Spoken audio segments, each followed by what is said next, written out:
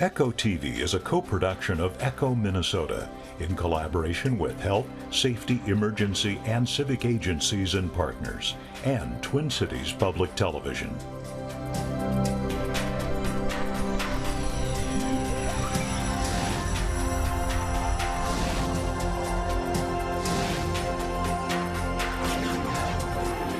Echo provides multicultural programming and services to keep you healthy, safe, engaged, and ready. Hello and welcome to Echo TV. I'm your host, Lillian McDonald, Executive Director for Echo. Echo stands for Emergency Community Health and Outreach. We provide health, safety, emergency, and civic information in multiple languages. Our program this time is called Fire, Anything But Child's Play. We have some guest experts, but first, watch this. Children experience fire from an early age, like candles on a birthday cake. They have the power to blow the fire out, while adults cheer and reward them with gifts and treats. Children watch adults using fireplaces, campfires, cooking grills, legal home fireworks, and sometimes smoking.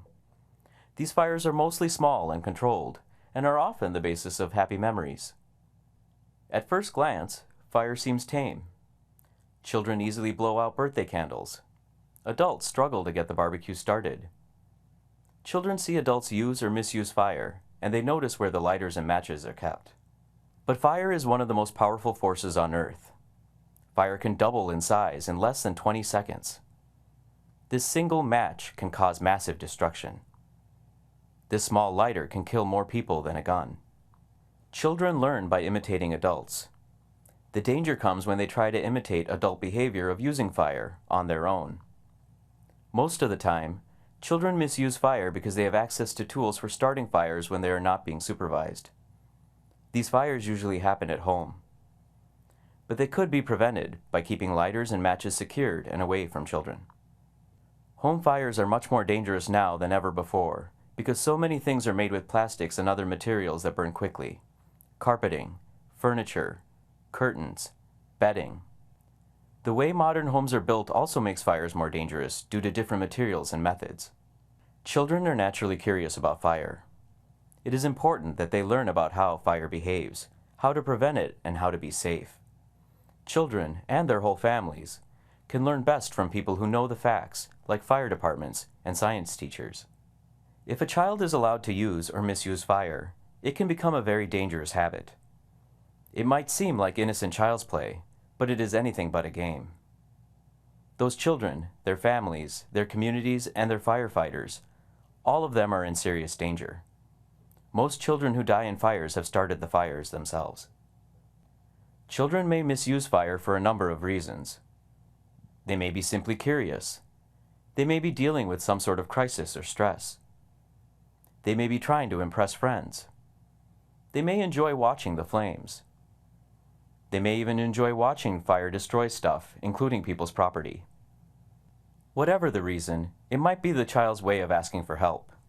It does not mean that they have an incurable disease, and your family should not feel ashamed. Help is available to change this dangerous behavior. Just call 1-800-500-8897.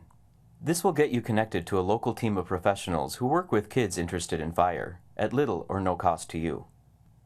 Parents, teachers, and other adults can watch for the signs of children misusing fire. Look for burnt matches in places where adults did not leave them. Small burn marks in flooring, carpeting, or grass. Char marks on clothing or toys. Empty or charred aerosol cans. Even the smell of fire or gasoline on a child. These signs can help identify children who are misusing fire and change their behavior before someone is injured or killed. Even a small fire that accidentally gets large and destroys property is a serious crime. Arson is the crime of intentionally starting a fire that causes damage, even if the damage wasn't intended. In this country, more than half of the people arrested for arson are children under 18. Children as young as 10 years old can be prosecuted for arson crimes. And if someone is killed in the fire, the law calls it murder. Fire is a fact of human life, useful and enjoyable, but also a dangerous force that must be respected and understood. Your whole family can enjoy learning about fire from science teachers or local fire departments. Calling 1-800-500-8897 will direct you to local professionals who will help. Create and follow strict rules about fire. Keep fire starting tools secured and away from children, and supervise them. Welcome back. You're watching Echo TV. I'm your host, Lillian McDonald. Our program is on fire, anything but child's play. And joining us for some interviews and discussion about this topic, Bob Dahm. He's the Chief Deputy State Fire Marshal for Minnesota. Also, Jennifer Rockhill, who's the Community Justice Program Coordinator of the Youth Services Bureau, and Kathy Osmondson, Deputy State Fire Marshal, Department of Public Safety. Welcome. Thank you. Thank you. Yeah, thanks for joining us. Let's start with you, Bob. Why is this such an important topic, youth fire setting? You don't hear a whole lot about it. No, you don't, and that's unfortunate. And years ago, we taught our children how to properly use fire. We taught our children respect for fire. We used it for cooking. We used it for heating our homes, wood furnaces, coal furnaces. But today we don't do that anymore. We live in an age of microwave ovens and convection ovens and electric stoves, and our children don't have the same appreciation for fire that they once had because of its use in days gone by. So it's very important that we teach them respect for fire, how to safely use it.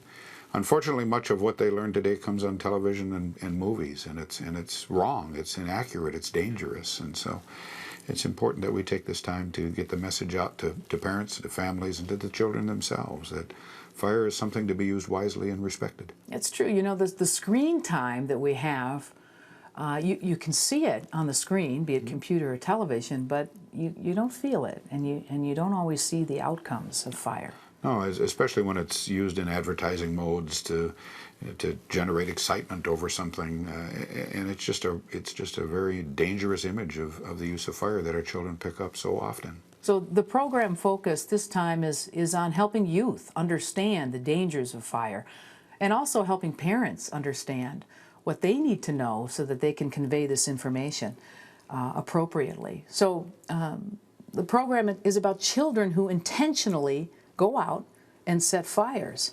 How big a problem is it? It is a big problem, Lillian. A lot of times when a child gets caught starting a fire, they've already set several fires. It's underreported. People don't know there's help available, and people don't understand, like Bob said, the severity of fire. They don't understand that one match or one flick of a lighter can kill more people than a gun can kill, one bullet at a time. Misusing fire can be a crime called arson, and consistently more than 50% of our arson arrests are kids under 18 years old. That's more than half. More than half. Wow. More than half of the children are accused of arson. And it's a problem that develops obviously at an early age? Well, more than half of the arson arrests are kids. Okay. Not half of the kids, but more than half of the arson arrests are kids. Okay. And there is help available. We can educate them in the proper use of fire. We can educate them in fire science, how it really behaves, rather than on the movies. And isn't playing with fire, though, just a natural part of growing up? Well, curiosity is natural, but starting fires is not. Children need to learn how fire behaves. They can learn from firefighters. They can learn from their local fire departments. They can learn from fire setting intervention programs. Fire's not a toy. It's a tool for grown-ups to use. And parents don't know? Parents can't be the teachers? Or sometimes they don't know? Sometimes they don't know. They watch the same movies that the kids watch. And fire doesn't behave the way it does on TV. It's fast, it's dark, it's hot, it's dangerous. And it takes lives and property damage quickly before we know it. What are some of the reasons why children or teenagers even misuse fire? It's a wide range of reasons. Curiosity is being one of them. They want to know what happens. What happens when I light that match? What happens when I click this lighter? What happens if I burn this toy? What happens if I use an aerosol can? Use some Axe deodorant spray and see what happens with it. And it's when that's being done that we start to run into issues. And I work with those kids more often than I would like to after they've gotten in trouble. I had a group of boys that sprayed Axe on their pants and lit it on fire. And the thought being, well, it'll burn off and then it'll be gone, it'll be fine. But fire is going to continue to look for more sources to burn. Their clothes, their body is a source for the fire to continue. And so they don't realize how unsafe that is and how dangerous it is. And then you've got the other kids that this is how they act out. This is how they deal with problems, disappointment, struggles. We've had a young man who lit some toilet paper on fire and some paper on fire in the shape of a sword and was dancing around his room with it, leaving burn marks in his wake, simply because he couldn't watch what he wanted to on television. Other times, you have kids that are in desperate need of help. Something's going wrong with me, I need people to pay attention to me. And sometimes this becomes an avenue to get the parents to rally around them. So it can then be an attention getter for, and you know, parents are really busy. Absolutely. A lot of households, you have single parenting or both parents are having to work, plus other obligations, just to keep things moving in the family system. And so fire setting in the youth world is becoming a way to, hey, I really need your attention. Notice me, be around me. If I get myself in enough trouble, if I do enough damage, you're going to have to be around to deal with me. You know, parents need to be involved in those conversations with their kids. And sadly, it's a way to pull them in. It's also a way for them to one-up their neighbor, see something on YouTube. I've tried that, look at this. And there's some amazing things out there on the internet. Yeah. Can also be an indication of other problems within the home, I think. Absolutely. Absolutely. It could be a chance to try and get outside forces involved in their situation and wanting to get law enforcement, fire departments, social services involved because there's other things going on. And sometimes you need to do something big to get that kind of attention from public resources. Especially if you're a kid with a limited number of skills to be able to express yourself. Yeah. There are some positive ways that fire is used in our culture. It has appropriate uses throughout the year. And are these now opportunities for children to learn? And what are some of those appropriate uses? Certainly, I think they are. But I think that education has to begin with the parents. If the parents don't understand it, they're not going to be able to educate the children. So I think, you know, there's ways, we sit around the campfire roasting marshmallows and roasting hot dogs, and, you know, those are traditional family activities in some cultures. And so there is an opportunity for parents to teach their children how to be safe around fire and how to use it appropriately. I'm thinking birthday candles, holiday candles. Sure. There's funerals and occasions like that where candles may be a part of a religious service. Incense. We start a child's first birthday out with a birthday candle, cake right in front of their face. This is tame, you can blow this out, you can control this fire. It's surrounded by good memories, people giving them gifts and treats. So some of the fire setting behavior may be going back to that good place in time where they remember that. If they don't have the education to not do that, and if they have access to the fire making tools, the matches, the lighters, the barbecue lighters. I'm thinking of the 4th of July too. I mean, I'm guilty of being a young person who is going to experiment and tried, you know, until a close call. Now I got the message on the first close call, but others aren't as... That was your intervention. Our highest month for kids going through the intervention program is July, and that's in nationwide statistics. 4th of July, home fireworks, legal fireworks, hopefully, they're not for kids. Here's an odd question maybe. Are boys more into fireworks or fire than girls, or is there anything out on that? In intervention services, significantly more. Almost 95% versus 5%. It's a striking difference. Girls are catching up. They're certainly starting to become more inquisitive. They're trying these things out, but it is dominantly young men. Okay. How do we teach the proper use of fire then? I mean, how do we do it in these situations? Eliminate access is a big deal.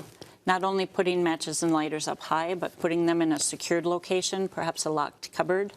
Adults being responsible with fire themselves. If you use fireworks at home, make sure they're legal fireworks, make sure they're put out properly in water or sand, and just teaching them how to be responsible with fire and bring them to the fire station, or perhaps science teachers could help with the curiosity aspect. I remember in high school we had an experiment too, where some chemistry experiment and the use of Bunsen burners in the classroom, and accidents do happen. And there was a lesson on that. And I thought to myself, and of course, again, teenage time, what is this for? But in reality, in retrospect, it actually helped us out when we made our own mistakes in the classroom. Fire science is an important part of the intervention process, of the education process, giving them a realistic idea of what fire is really like. Some people might think, though, and I can understand this, the fire department might be too busy.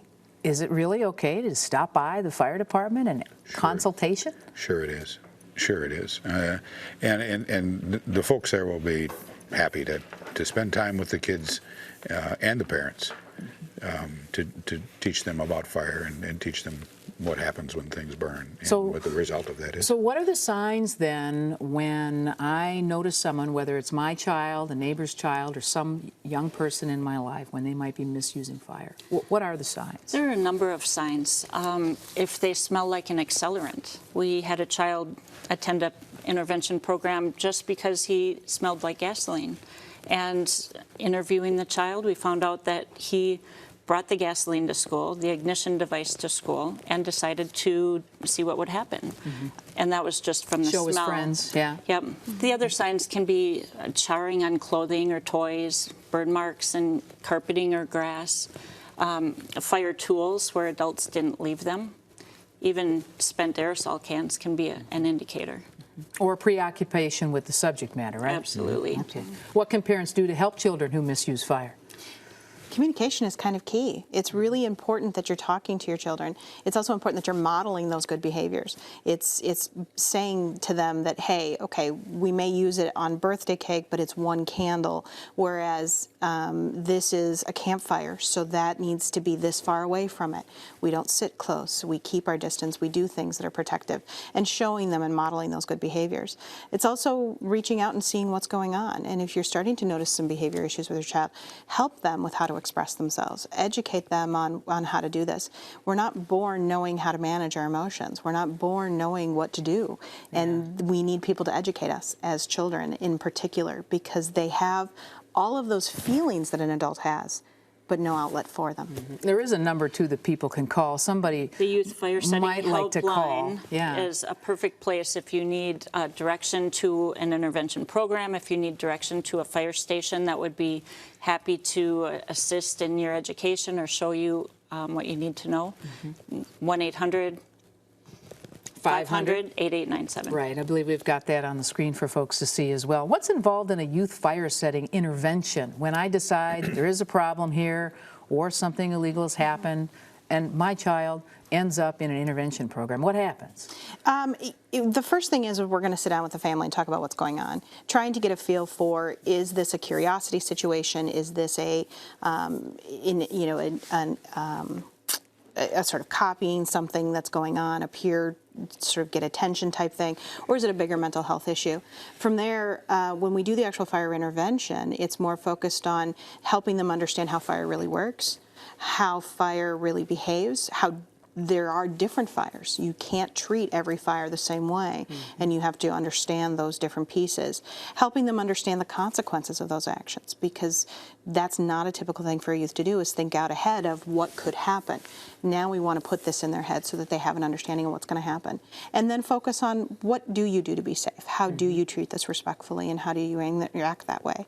And then for those youth that we're more concerned about, where there may be some more emotional or mental health issues, we're getting them to a counselor and getting them connected to somebody that can really help that family move forward and do good. Are parents a part of an intervention process then? Absolutely. They're crucial. We don't ever want to send a message to a child that a parent isn't party to and part of. We get to meet these children for a small period of time, and we can make an impact, but the true impact is coming from their parents.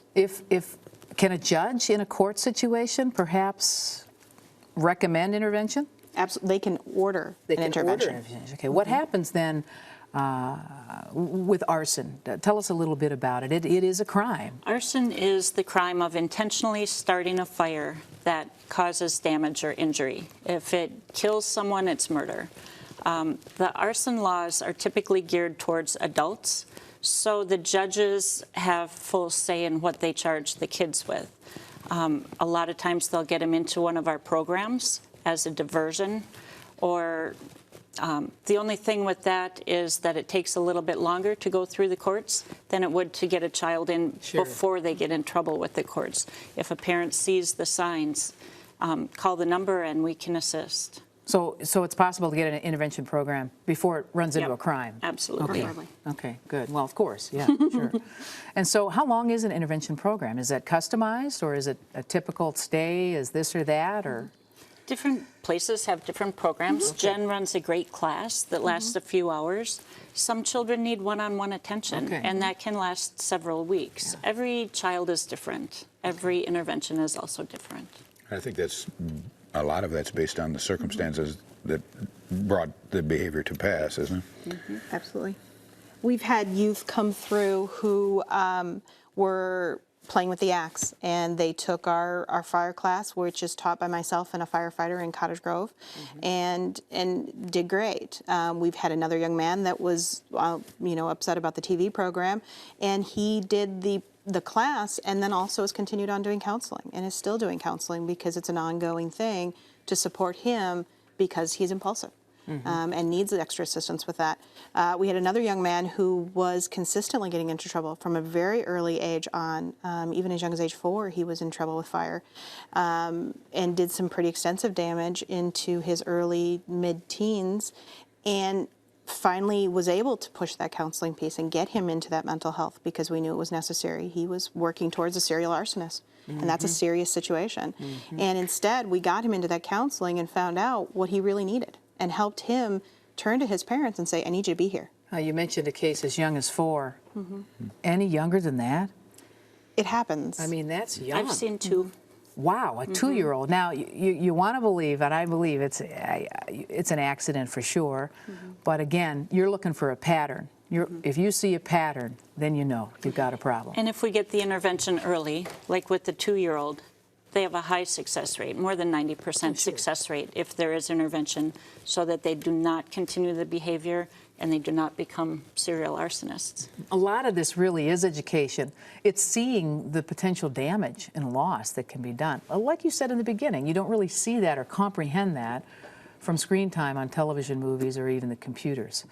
What about modern materials? Fire behavior has changed too. I mean, they seem to burn faster. Is that true? Right, they absolutely do. We fill our homes with petroleum products, which burn faster than the organics, the cottons and the wools, just like you see in the Underwriters Laboratory experiment with the contemporary room and the modern, or the legacy room.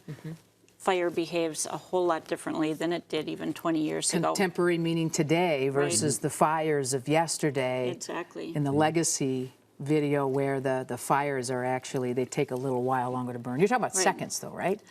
Well, it goes to flash over now in about 30 seconds, whereas in the legacy room it was 30 minutes. So the firefighters had a whole lot more time to get in and rescue people, get in and put the fire out.